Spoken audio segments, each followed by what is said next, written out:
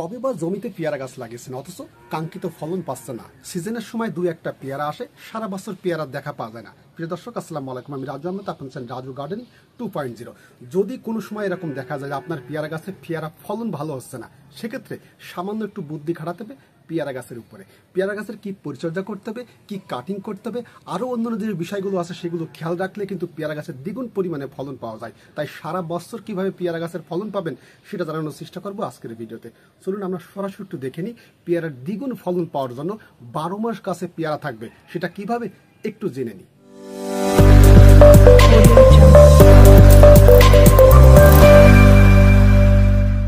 পেয়ারা গাছের 12 মাস ফলন পেতে হলে সর্বপ্রথম যেটা করতে হবে, গাছের গোড়ার মাটিতে পুষ্টি সমৃদ্ধ সার দিতে হবে। বিশেষ করে আর কি করতে হবে, রোগ বা পোকামাকড়ের আক্রমণ আছে কিনা সেদিকে একটু ফলো করতে হবে।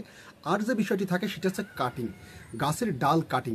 এই নিয়মটা যদি জানা থাকে, এই তিনটি বিষয়, সেক্ষেত্রে কিন্তু গাছের 12 মাস কিন্তু ফলন পাওয়া যায়। তাই সর্বপ্রথম আমরা জানবো গাছের গোড়ায় কি ধরনের সার দিতে হবে। বিশেষ করে আপনি যদি পেয়ারা গাছটি টবে বসিয়ে থাকেন 15 থেকে 30 ইঞ্চির খোলে হয়, সেক্ষেত্রে প্রতি 1 মাস অন্তর কিছু জৈব সার দিবেন গাছের গোড়ার মাটিতে। জৈব সার না থাকলে যে কোনো কম্পোস্ট জাতীয় সার নেবেন।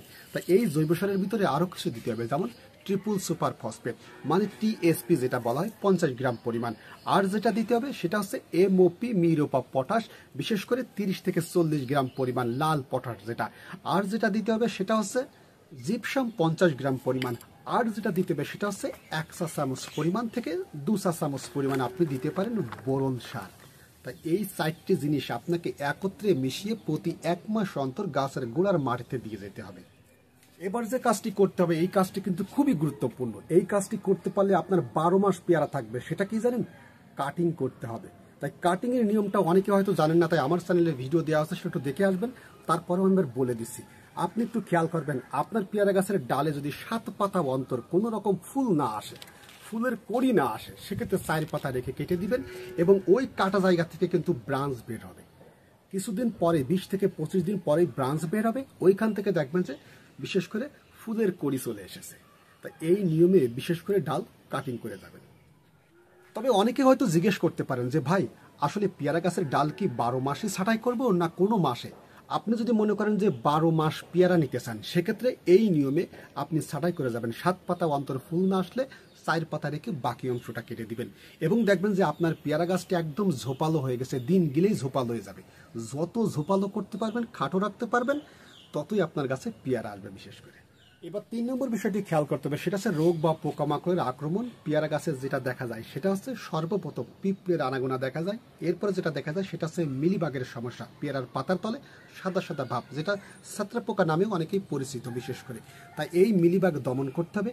আর একটা ছত্রাকনাশক স্প্রে করে যেতে হবে প্রতি 1 মাস অন্তর। সেটা আমি বলে দিচ্ছি কি স্প্রে করবেন। যেমন কার্বনডাইজিম গ্রুপের ছত্রাকনাশক 1 লিটার পানিতে মাত্র 2 গ্রাম হারে। এর ভিতরে যেটা দিতে হবে সেটা কি জানেন?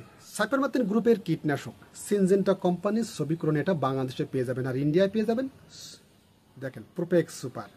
তাই এটা 1 লিটার পানিতে 2 মিলি হারে। এর সাথে যে কোনো একটা ছত্রাকনাশক যেমন কার্বনডাইজিম গ্রুপের 1 লিটার পানিতে 2 গ্রাম হারে এটা মিশাবেন ভালোভাবে।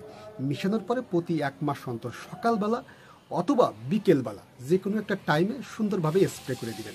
এটাই হচ্ছে বিষয়। এই স্প্রেগুলো করলে আপনার পিঁপড়ের সমস্যা, মিলিবাগের সমস্যা, ছত্রাকের যে সমস্যা, সেটা কিন্তু আর আসবে না গাছটিতে। ভিডিওটি টান দিবেন না ভাই, আরও কিছু কথা আছে। পেয়ারা গাছ কেনার সময় সব সময় মনে রাখবেন, সেটা কি জানেন? ভালো মানের চারা সংগ্রহ করবেন। কোথা থেকে? ভালো একটা নার্সারি থেকে, আপনার নিজস্ব জানাশোনা ভালো একটা নার্সারি থেকে। গোল্ডেন 8 অথবা আরও অন্যান্য জাত আছে, সেটা আপনি কিনতে পারেন। তবে আপনি যদি ওখানে ভালো চারা না পান, সেক্ষেত্রে কী করবেন, যে কোনো সরকারি বিএডিসি অফিস আছে, সেখান থেকে চারা কিনবেন। আপনি কিন্তু ঠকবেন না, ছোটো গাছও কিন্তু ফুল ফল চলে আসে। তবে আপনাকে বলি, ছোটো গাছে ফুল ফল না নেওয়াই সব থেকে বুদ্ধিমানের কাজ। গাছের বয়স 1 বছরের ঊর্ধ্বে যখন যাবে, আপনি তখন ওই গাছে ফুল ফল নেবেন। সেক্ষেত্রে আপনার গাছটি দ্রুত পরিমাণে ফলন দিতে সহায়তা করবে। এটা হচ্ছে বিষয়। আর একটা জিনিস খেয়াল করবেন, গাছের গোড়ায় সঠিক নিয়মে পানি দিয়ে যাবেন, অতিরিক্ত নয়, স্বাভাবিক কায়দায়। তবে এই বিষয়গুলো খেয়াল রেখে যদি আপনি পরিচর্যা করতে পারেন, আল্লাহর অশেষ রহমতে আপনার গাছের পেয়ারা ফলনটা কিন্তু দ্বিগুণ হবে। তবে একটা জিনিস আমি ভুলে গেছি, সেটা হচ্ছে যে সমস্ত ভাই এবং বোনেরা ছোটটা টবে গাছটি বসিয়েছেন 12 থেকে 16 ইঞ্চির খোলে, আমি যেমনটি বলেছিলাম 15 থেকে 30 ইঞ্চি, কিন্তু 12 থেকে 16 ইঞ্চির খোলে যে সমস্ত টবে গাছ বসিয়েছেন সেই সমস্ত সার কতটুকু দিবেন এই কথাটা আমি বলতে ভুলে গেছিলাম। আপনি চেষ্টা করবেন অন্তত যে নিয়মে বলেছি 15 থেকে 30 ইঞ্চি ওর অর্ধেক পরিমাণ দেওয়ার চেষ্টা করবেন প্রতি 1 মাস অন্তর। হাফ ড্রাম হলে যে পরিমাণে বলেছি 15 থেকে 30 ইঞ্চি একটু বাড়িয়ে দিবেন সারটা দিয়ে প্রতি 1 মাস অন্তর দেওয়ার চেষ্টা করবেন। এটাই হচ্ছে বিষয়। তবে একটা জিনিস মনে রাখবেন, আপনার পেয়ারা গাছটি যদি একটু বড় হয়ে যায়, বেশ বড় হয়ে যায়, 1 বছর বা 2 বছর বয়স হয়ে গেছে, চেষ্টা করবেন দ্রুত সময়ের মধ্যে একটু মাটি যাতে বেশি ধরে হাফ ড্রাম সেরকম একটা জায়গায় নির্বাচন করবেন, কেননা ছোট গাছে ফুল ফল পড়ে যায়। বুঝতে পারছেন? এই কথাটা একটু মাথায় রাখবেন। তাই আজকে আর বেশি কথা বাড়াবো না, অনেক কথা বলেছি পেয়ারার পরিচর্যা সম্পর্কে। আপনারা যে সমস্ত ভাই এবং বোনেরা ভিডিওটি শেষ পর্যন্ত দেখেছেন বুঝতে পারেননি, কমেন্ট বক্স খোলা আছে, কমেন্টে অবশ্যই লিখে জানান। তাই বিদায় নেওয়ার আগে অবশ্যই আপনার কাছে একটা অনুরোধ রাখবো, সেটা হচ্ছে আমার এটা নতুন চ্যানেল, যেটা রাজু গার্ডেনিং 2.0, এটা আমার নতুন চ্যানেল। এর আগে যে চ্যানেলটিতে আমাকে দেখছেন রাজু গার্ডেন, ওই চ্যানেলটা নষ্ট হয়ে গেছে। তাই এখন প্রতিদিন সন্ধ্যে 7টায় আপনি এই চ্যানেলে ভিডিও পেয়ে যাবেন, ফেসবুক পেজ এবং ইউটিউব চ্যানেলে একই নামে। বিশেষ করে একটু ভালো লেগে থাকে অবশ্যই একটু সাবস্ক্রাইব করে দিবেন, আর যদি পেজ থেকে দেখে থাকেন একটু ফলো দিন। তাহলে সকলে ভালো থাকেন, কথা হবে আগামী পর্বে অন্য কোনো বিষয় নিয়ে। আসসালামু আলাইকুম।